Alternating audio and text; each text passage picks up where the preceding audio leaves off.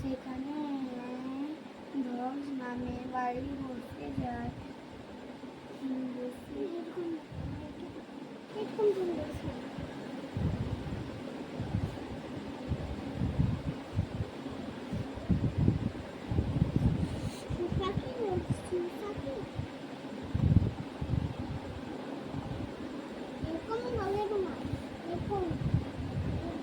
যারা প্রথম ছবি আঁকতে চাইছ তারা এই সরলরেখাগুলো ভালো করে প্র্যাকটিস করবে। দ্বিতীয়ত হচ্ছে বক্ররেখা, রেখাগুলো হবে সমুদ্র ঢেউয়ের মতো, আস্তে আস্তে করে টানতে হবে। লাইনগুলো পরিষ্কার করে টানতে হবে, পরিষ্কার করে না টানলে কাজ করা মুশকিল হয়ে যাবে। তৃতীয়ত ত্রিভুজ, রেখাগুলো খুব সুন্দর করে টানতে হবে।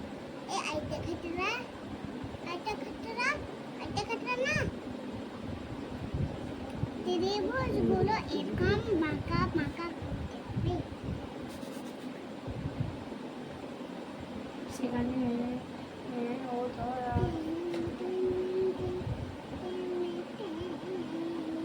যার বাড়ি করলেই ভালো।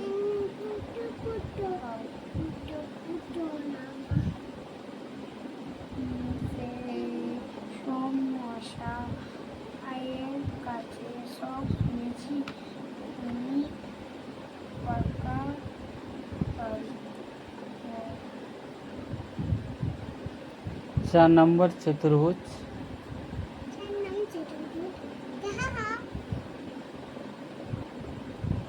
কোণগুলো ভালো করে হবে।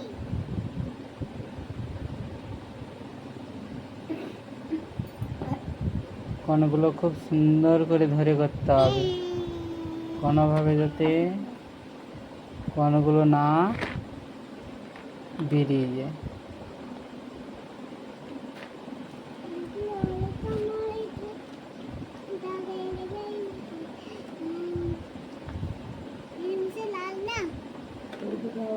পাঁচ নম্বর হচ্ছে বৃত্ত।